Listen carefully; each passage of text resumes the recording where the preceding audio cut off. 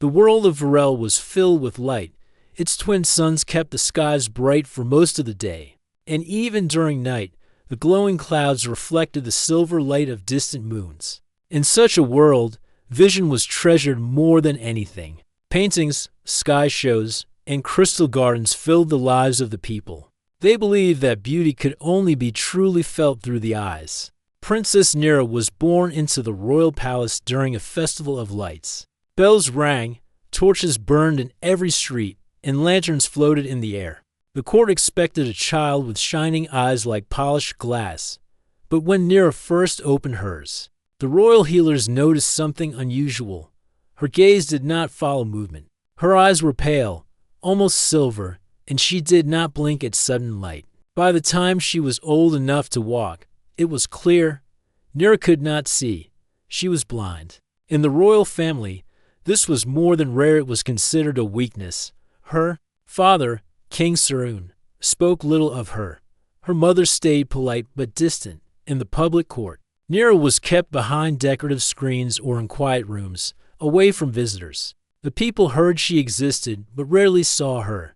Nira grew up learning the palace by memory. She counted steps between rooms, felt the texture of walls and carpets, and listened to every sound. She could tell which servant entered a room by the rhythm of their footsteps. She could tell if the gardens were blooming by the smell of the wind. She learned to move without tripping, to walk with her head high even when she could not see where she was going.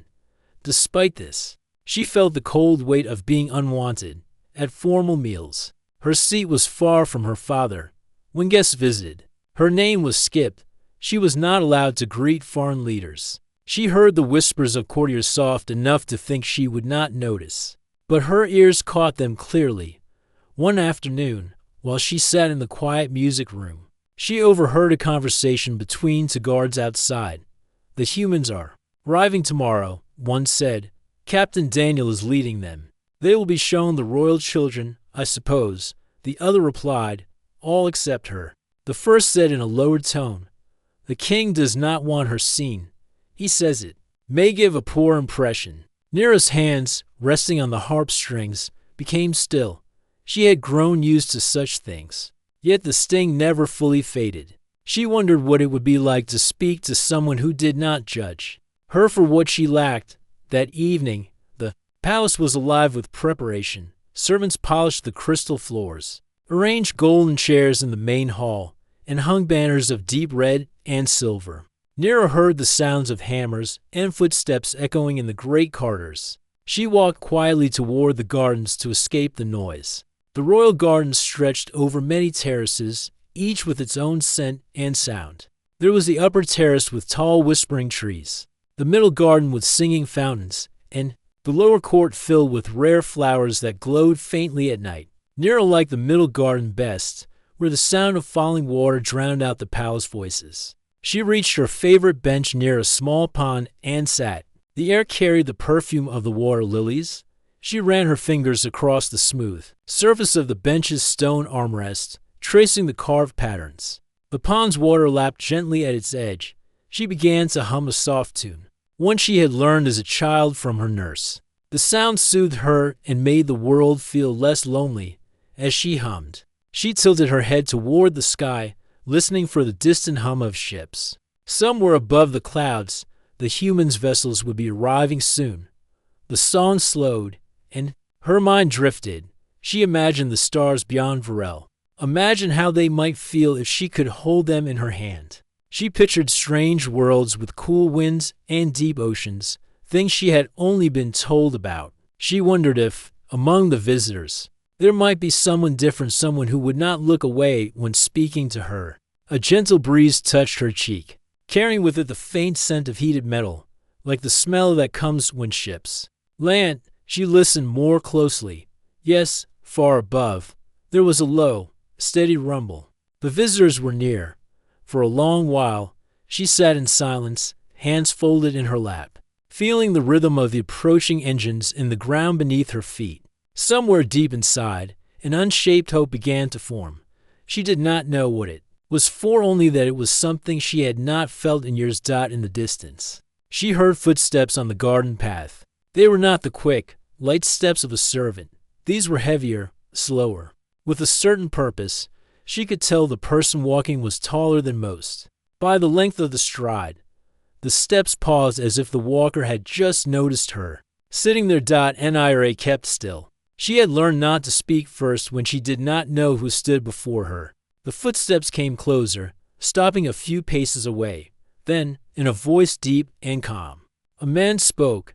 "I did not expect to find anyone here," he said. "The gardens are very beautiful." His voice was unlike the voices of the Varel guards or the courtiers. The tone was warmer, and his words carried an accent she had never heard. She turned her head slightly toward him. "I would not know," she answered quietly. "I cannot see them, but I can hear the fountains and smell the flowers. That is enough for me." There was a pause. Instead of the usual awkward silence that followed such a statement, she heard a soft note of interest in his reply. "Then you see them in a way I do not," he said. "I can look at them, but I do not always notice their sound or scent. Perhaps you can teach me to see as you do." Her heart gave a small, unexpected jump. No one had ever spoken to her like that, not as if her way of experiencing the world was valuable. She straightened her back. "And who are you, stranger?" she asked. "My name is Daniel," he replied. "I am from Earth, and you?" "Nira," she said simply. "Well, Nira of Virel," Daniel said. "I'm glad we met." The words were plain, but to her, they felt like a warm light in a place long kept in shadow. Morning came to Virel with golden light spilling through the crystal arches of the palace. The twin suns rose together, their glow filling the city's streets and gardens. Music played in the main square as the people welcomed the visitors from Earth. Inside the palace, the air was tense. Servants hurried through the corridors carrying trays of food, rolls of fabric, and polished silver cups. Guards stood in perfect rows near the main hall. The king wanted everything to appear flawless. Nira woke to the sound of distant drums. She sat on the edge of her bed, listening to the busy footsteps in the halls. She knew today was the day the humans would be presented before the court. She also knew she would not be part of that welcome. Her maid, an older woman named Laren, entered quietly with a tray. "Breakfast, princess," she said. Nira smiled faintly. "Will you tell me what is happening?" "The guests from Earth have arrived," Laren said, setting the tray down. "They will meet the king soon. You are to remain here until the ceremony ends." It was what Nira expected, but it still pressed against her heart like a weight. She nodded and began eating in silence, far away in the main hall. Captain Daniel stood with his officers. He wore a dark uniform with silver trim, his boots polished until they reflected the light from the crystal floor. He looked around the grand chamber, noticing the high glass windows and the long banners that hung from the ceiling. The Virel court stood in bright robes, each person glittering with fine jewels. The king entered, tall and stern, with his other children at his side. Daniel bowed politely. As the formal greetings began, Daniel's gaze swept the room. Something felt missing, though he could not name what it was. He thought about the young woman he had met in the gardens the night before. Nira, who spoke of flowers and fountains as though they were treasures. The meeting went on with talk of trade, travel routes, and agreements. Some Virel nobles spoke with pride about their culture. A few made remarks about human customs, hinting they found them strange. Daniel answered politely, but his mind kept returning to Nira's quiet voice. When the ceremony ended, the court moved toward the banquet hall. Music began again, and guests drifted into smaller groups to talk. Daniel excused himself from the main crowd, saying he wished to see more of the palace. The corridors were cooler and quieter away from the feast. Daniel walked past tall doors, marble pillars, and tapestries showing scenes of ancient battles. He turned down a side passage and soon heard a faint sound, someone humming a tune. Following the sound, he came to a small balcony overlooking one of the inner gardens. There, sitting on a stone bench, was Nira. Her head was slightly tilted, her hands folded in her lap. She turned toward the sound of his steps. "Captain Daniel," she said softly. "You remember my name," he said with a smile. "I remember voices better than faces," she answered. Daniel walked closer and stopped beside the bench. I wondered if I would see you again. You were not at the ceremony. Nira shook her head. I am not meant to be seen at such events. My father prefers it that way. Daniel hesitated, then sat beside her. That seems unfair, he said. Carefully, it is simply how it is, Nira replied. On Virel, sight is considered the highest gift. Without it, I am seen as less. I have grown used to the shadows. Daniel studied her face. Though her eyes were pale, there was a calm strength in her expression. On Earth, we believe worth is measured by character, not appearance.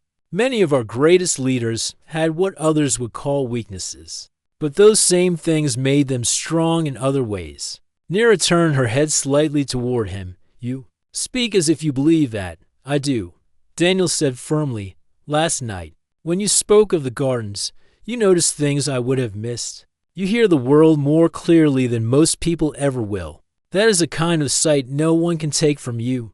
For a moment, Nira said nothing. She simply listened to the fountain's soft splash below. The balcony, you are different from others I have met, she said finally. Most do not try to understand me. Daniel looked out over the garden. Maybe they are not trying hard enough. A faint smile touched her lips. Perhaps. They sat in silence for a while, the air filled with the scent of blooming flowers, and the distant echo of music from the banquet hall. Then Nira asked, What is Earth like? Daniel began to describe it. He spoke of blue oceans that stretched farther than the eye could see, of green forests that sang with the wind, of mountains so tall their peaks touched the clouds. He told her about the sound of rain on rooftops and the smell of fresh bread from street markets. Nira listened closely, her fingers tightening around the edge of the bench. I have never left Virel, she said. I dream of hearing the sea. I imagine it is like the fountains here. But greater, it is far greater. Daniel said with a small laugh. If you stood on a shore, the waves would rush in and wash over your feet. The sound is endless, and it feels alive. She tilted her head, as if picturing it. I would like that. Daniel glanced toward the palace entrance where the guards were posted. He knew her presence here might not be welcomed if others saw them together. But there was something about her that made him want to keep speaking, to keep listening to her voice. You should hear it for yourself one day, he said. One day, she repeated quietly. They talked until the music in the distance grew louder again, signaling the banquet was ending. Daniel rose from the bench. I will see you again, Nira, he said with certainty. Perhaps, she replied, though her voice carried a hint of hope. As Daniel walked back toward the main hall, two guards standing near a doorway watched him. With unreadable expressions, he noticed, but kept walking. Nira remained on the balcony long after he left, turning his words over in her mind. She had heard many promises in her life, most of them empty, but something in Daniel's tone made her think this one might be different. The next day began with a sharp, clear morning. Sunlight poured into the high halls of the palace, catching on crystal pillars and polished floors. The great court was preparing for the second meeting between the humans and the Virel leaders. This time, the discussions would be more direct. Nira sat in her private chamber, hearing the distant echoes of voices. Servants hurried past her door, carrying scrolls and fine fabrics for the meeting. She already knew she would not be called. The council chamber was a place she had visited only a handful of times in her life, and always as a silent shadow. Laren entered with a calm voice. The meeting will start soon. Shall I bring you some tea? Yes, please. Nira answered. And Laren, if I walk through the upper corridor, I can listen without being seen. Can't I? The older woman hesitated. Perhaps, if you are careful. The king would not like it. I only wish to hear, Nira said. Laren sighed but nodded. Then follow the small staircase behind the tapestry in the west hall. It leads to the listening balcony. Stay behind the rail. Nira thanked her and left quietly, her hand brushing the walls to guide her. She climbed the hidden staircase and found the narrow space above the council chamber. From there, she could hear everything without being noticed. Below her, the great hall was filled with Virel nobles in bright robes. The king sat on a raised seat of white stone. his crown glinting in the sunlight. At the center table sat Captain Daniel with two of his officers, speaking with steady voices. The topic was trade between Earth and Virel. Daniel offered fair exchanges of resources, knowledge, and travel rights, but a few nobles whispered their doubts. Humans are too sentimental, one said softly, but not softly enough. They value the weak too much. It is their way. They lack discipline, another added. Their emotions guide them instead of logic. Daniel heard them, though they thought he did not. He leaned forward, his voice calm but firm. If caring for others is weakness, then I accept it proudly. Our history shows that compassion builds stronger alliances than fear ever could. The words echoed through the hall. Some nobles looked away, some frowned, and a few nodded slightly as if considering his point. From above, Nira felt a small surge of warmth. He had not spoken of her, yet she felt as if he was defending her all the same. She shifted closer to the balcony rail to listen more closely. The king cleared his throat. Your words are noble, Captain Daniel, but every world has its way. On Virel, we value strength, and strength is often tested by what one can endure without help. Daniel met the king's gaze. I understand, but I believe true strength is also in knowing when to stand for someone who cannot stand alone. That is not weakness, it is leadership. A murmur moved through the crowd. The king's face remained unreadable. The meeting continued, moving into other subjects: travel routes, mutual defense, cultural exchange. Daniel kept his voice steady, answering each question with thought and respect. But every now and then, his eyes drifted toward the far corners of the room. As if searching for someone died up on the balcony, Nira stayed silent. She wanted to be seen, but knew this was not her place. Yet she felt something change inside her. Daniel's words had planted a thought she could not shake. Maybe she did not have to remain hidden forever.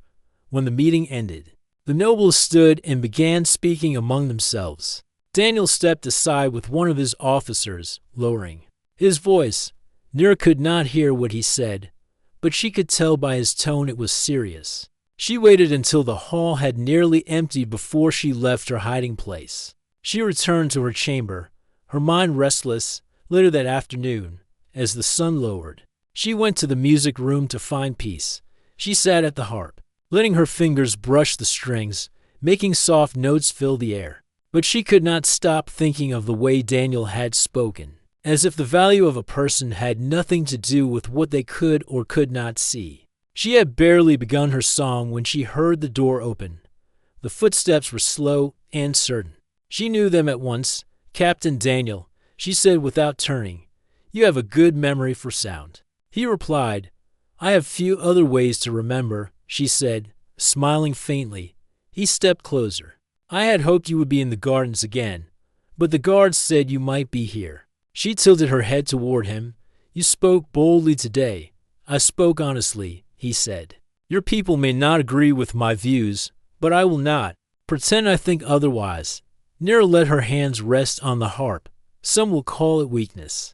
Then let them, Daniel said, if believing in worth beyond appearances is weakness.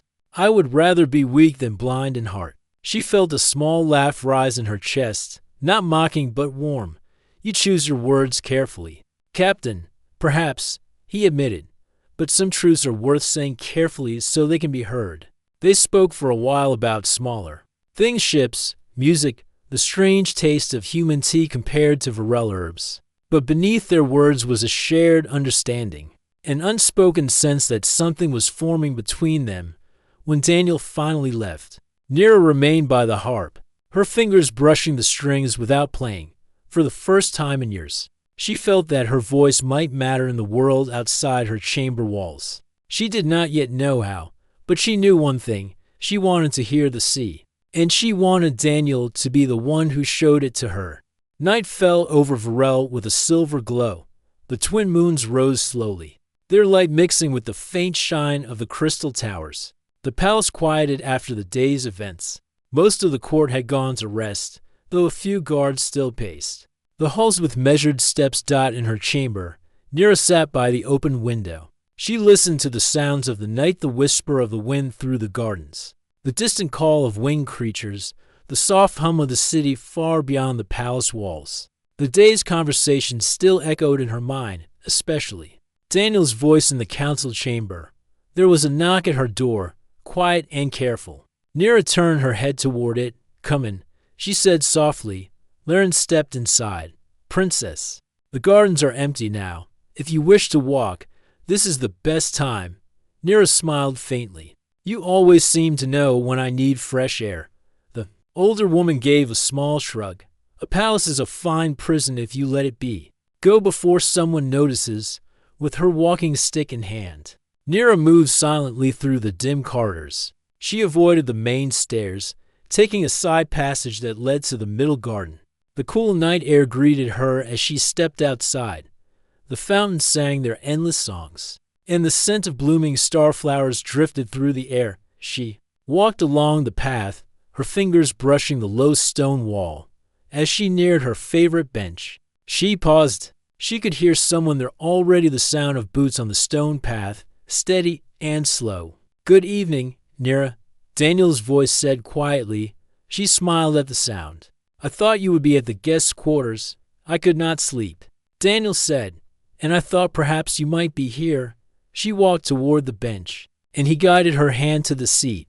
They sat side by side, the fountain splash filling the silence between them for a while. "The council was tense today," Nira said. "It was," Daniel agreed.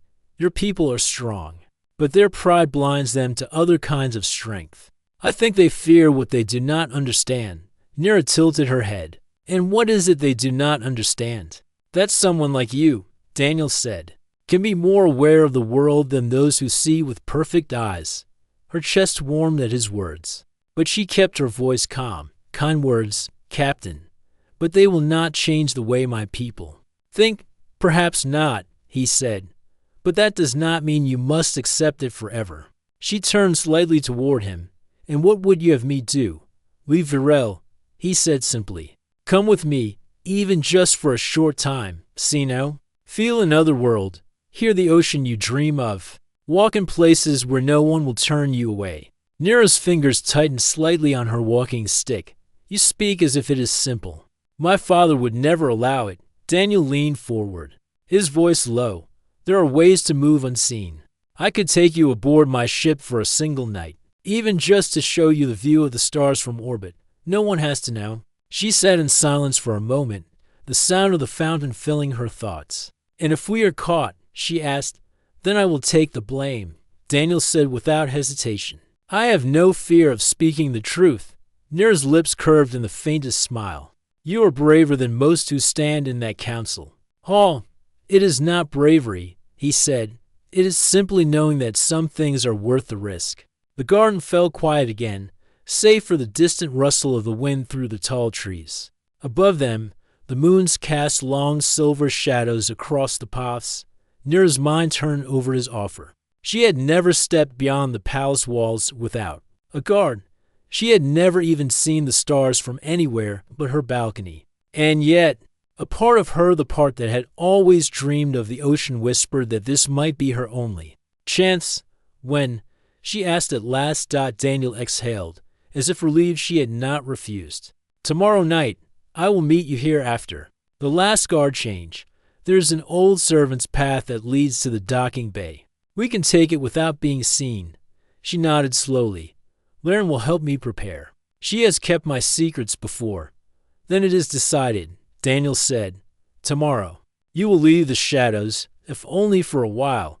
They spoke for a while longer, but their words were softer now, each aware of the risk they were about to take. Daniel described the interior of his ship, to her the hum of the engines, the smooth touch of the control panels, the sound of the doors as they sealed shut. Nira listened with quiet excitement, her fingers tracing the carved patterns. On the bench, eventually, the sound of approaching footsteps reached their ears. Daniel rose first. "It is time we go before we are noticed." Nira stood, and he offered his arm. She rested her hand lightly on it as they walked toward the garden's edge. At the fork in the path, they parted, he toward the guest quarters, she toward her chamber. When Nira returned to her room, Laren was waiting. "You were with him," the older woman said, not as a question but as a statement. "Yes," Nira admitted. And tomorrow night, I will see the stars from his ship. Laren's brows lifted, but she only nodded. Then I will make sure you are ready. That night, Nira lay awake in her bed, listening to the gentle hum of the city and imagining the sound of the sea for the first time in her life. The palace walls did not feel like unbreakable barriers, they felt like gates that might soon open. The night air was cool and still, the kind of quiet that made every sound sharper. Nira stood in her chamber, her walking stick in one hand and a small satchel over her shoulder. Inside the satchel were only a few things: a scarf, a water skin, and a small shell Laren had given her years ago, the only object she owned that came from the ocean. Laren fastened Nira's cloak carefully. Remember, she whispered, step softly on the stone stairs. They creaked near the lower landing. I will, Nira promised. The older woman took her hands. The world beyond the palace is not gentle, but it is yours to touch and hear. Do not waste this chance. Nira nodded, her chest tightening with a mix of fear and excitement. When the last bell of the night sounded through the palace, she slipped from her chamber. The halls were dim, lit only by the soft glow of wall lamps. The guards had just changed shifts. Leaving a short window before patrols crossed paths, she moved quickly. Following the route she and Daniel had agreed on, the servant's passage began behind an unused door. Near the kitchen, Nira pushed it open and felt the sudden coolness of the stone stairwell. Her fingers brushed the wall as she descended, each step measured and silent. At the bottom, the faint sound of footsteps approached. She froze, holding her breath. Then, a familiar voice spoke softly. It is me. Daniel stepped into view, his dark cloak blending with the shadows. You are on time, he said, and you kept your promise, Nira replied. They moved together down the narrow corridor. Daniel walked half a step ahead, guiding her with quiet words. When the path turned or narrowed, the air grew cooler as they neared the lower levels of the palace. This tunnel leads to the old supply dock, Daniel explained. It is no longer used by the main guards, which makes it perfect for us. They reached a heavy door. Daniel pressed a small device against its lock, and with a soft click, it opened. Beyond lay the night sky, framed by the high walls of the docking bay. Nira paused, feeling the air change. It smelled faintly of heated metal and open space. We are outside, she said quietly. Yes, Daniel replied. My ship is just ahead. They walked across the bay. The hum of the dock machinery vibrated faintly through the ground. Somewhere above, distant stars shone, though Nira could only feel their presence through the change in the air. When they reached the base of the ship, Daniel placed her hand against the smooth metal hull. This is it, he said. The aurora. Her fingers moved across the cool surface, tracing the shape of the panels. It feels alive, she murmured.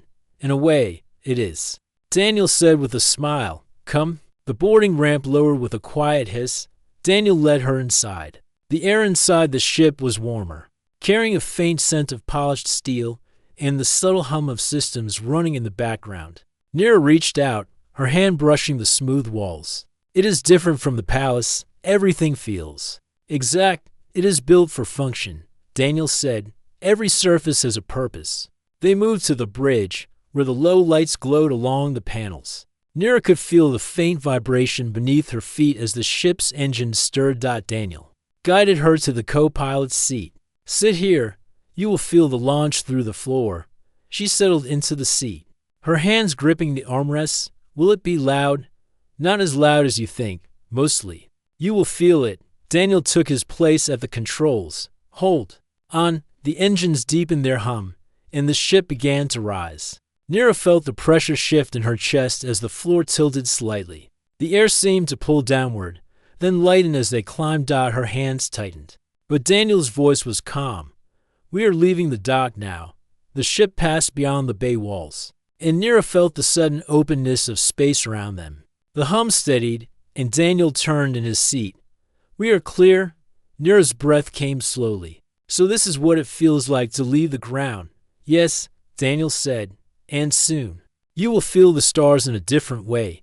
He pressed a control, and the ship rotated smoothly through the viewport.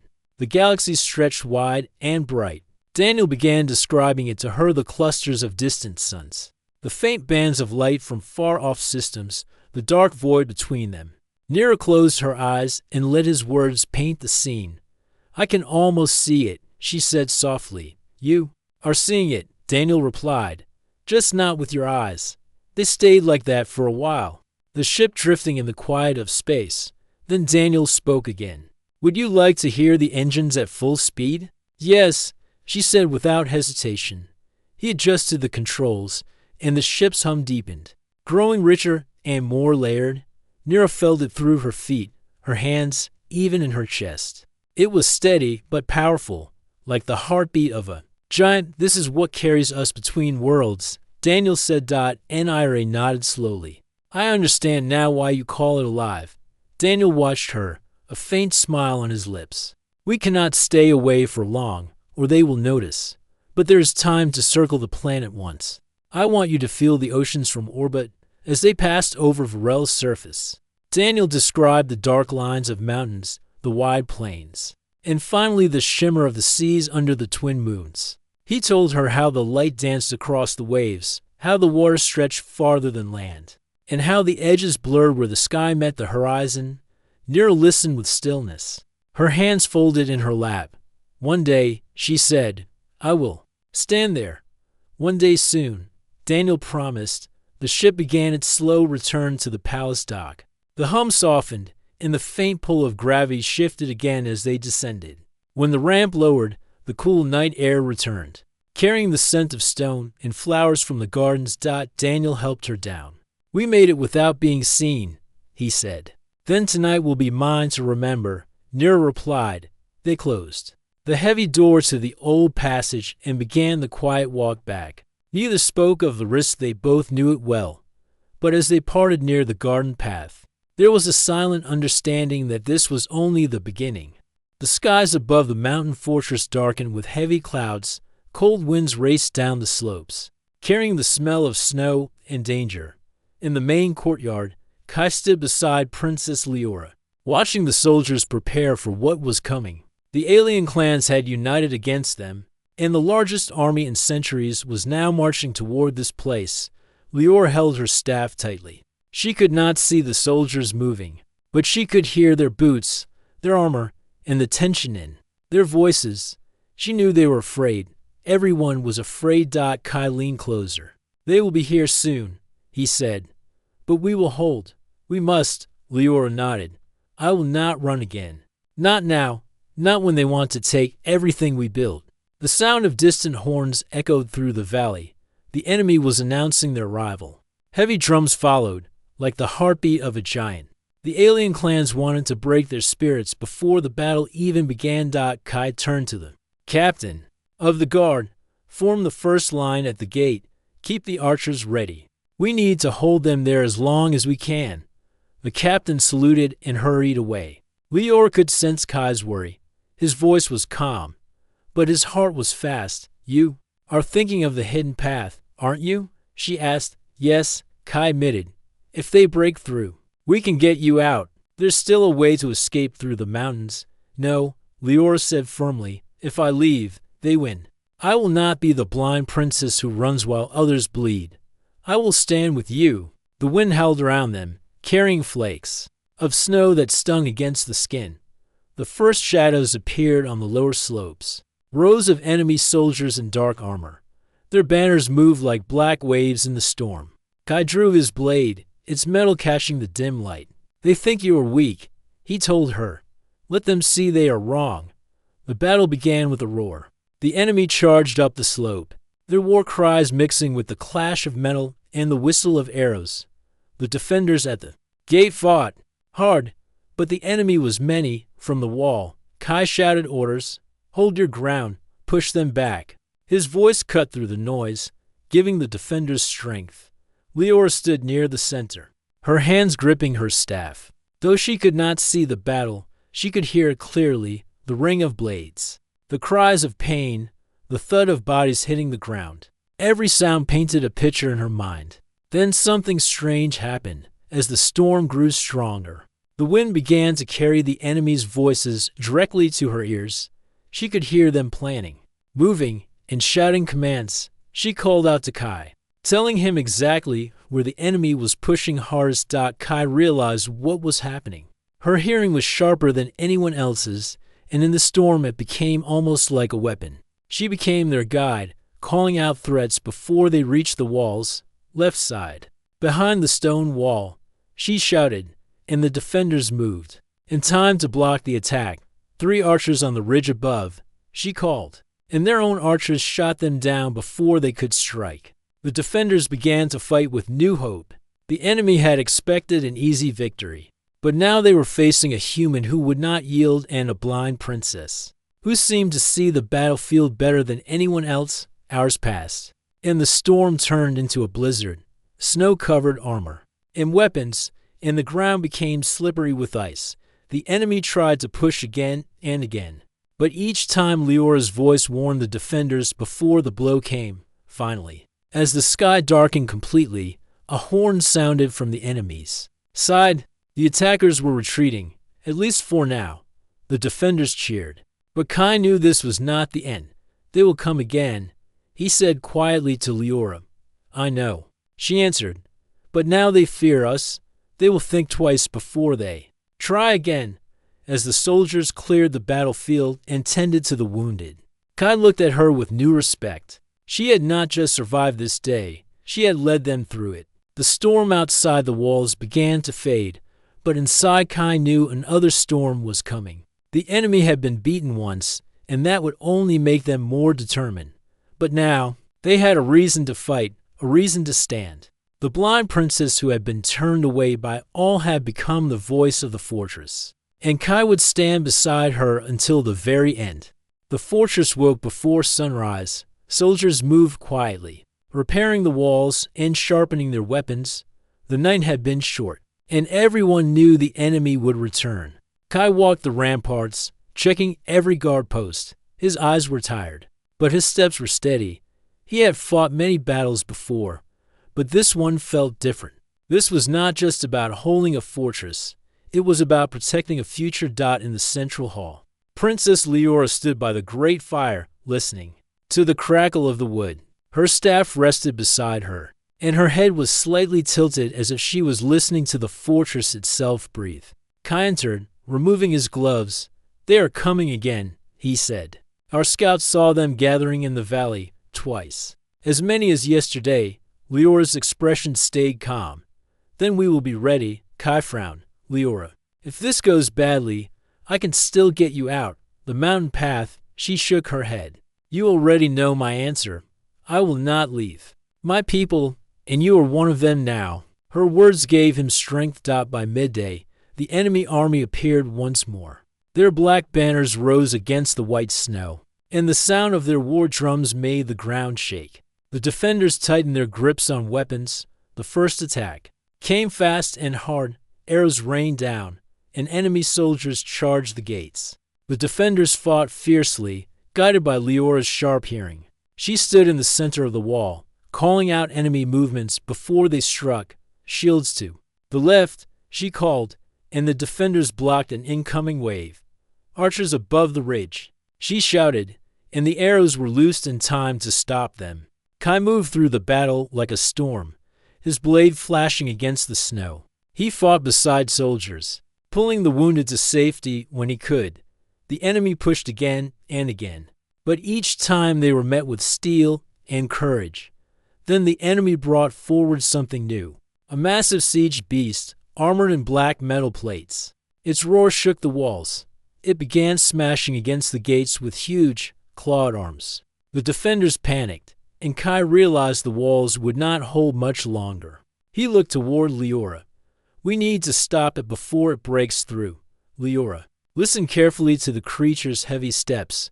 She could hear the rhythm of its movements, the way its armor shifted, and the moment it exposed its weak spot. Tell the archers to aim for the gap under its neck, she commanded. Kai relayed the order, and a storm of arrows struck the beast's vulnerable place. With a final roar, it stumbled and fell into the snow.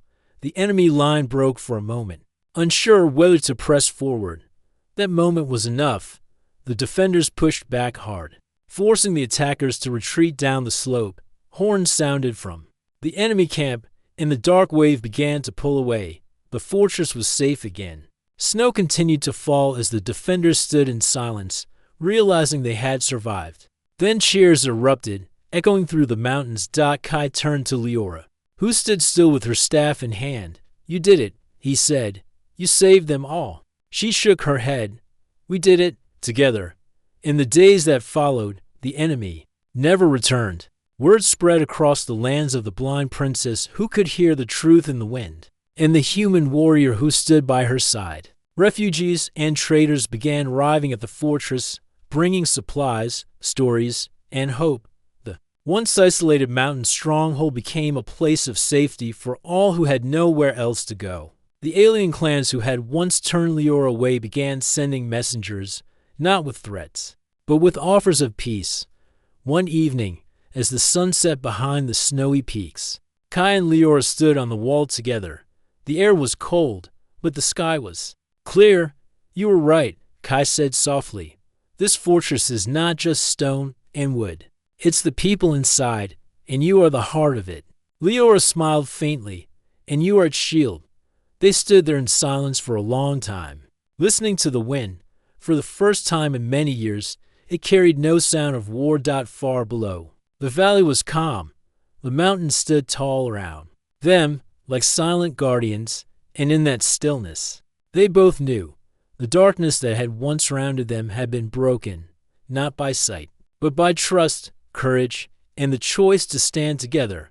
The blind alien princess had been turned away by all, but now she was embraced not just by one human, but by an entire people. And her story was only beginning.